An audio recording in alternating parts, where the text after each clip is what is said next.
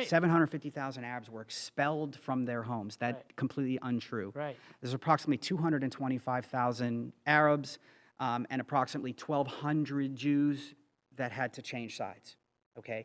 Just because you had, different territories now. Right. But the other 500,000 Arabs that are now considered as being expelled or as being refugees, they left on their own accord. And why?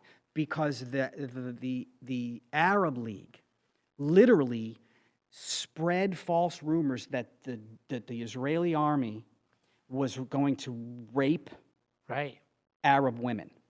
Okay, again, more projection because that's their war, not ours. Modus operandi. Of course. So the Arab leader said, "Listen, you guys leave because there's about to be a war. We are going to invade. In order to stay out of harm's way, evacuate. We're going to destroy the Jews in a couple of days. You'll be able to come back to your homes. Everything will be fine." That didn't happen because they didn't win the war. The Jews won the war. And, they repelled and defeated the Arabs, short of Jordan ultimately being able to take Judea and Samaria, which is called the West Bank. Okay, people don't know that either. That until 1948, there was no West Bank. Right? Again, territory where people lived. Jews lived, Arabs lived.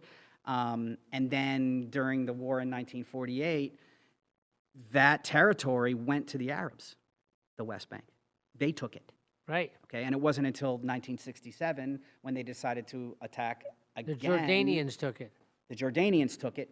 So it was never an independent Palestinian Arab nation. Correct. It was Jordanian, as Gaza was Egypt. Right? That's right. Right. That's right. So and until 1976 when they attacked again, and at that point the Jews won that war too, and then reclaimed that territory. Okay, and that's where they are today, and that brings us to the occupation. The reason for the occupation is not simply a land grab.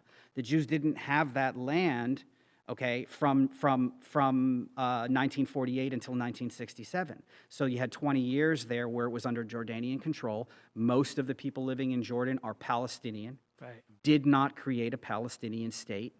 Don't know why, because it wasn't something that was because they were Arabs, not Palestinians. Right. Okay, that didn't come until 1964.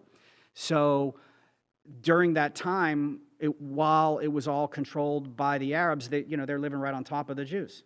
Okay, and then so of course when they attacked in 1967 and the Jews took back the West Bank, which is Judea and Samaria,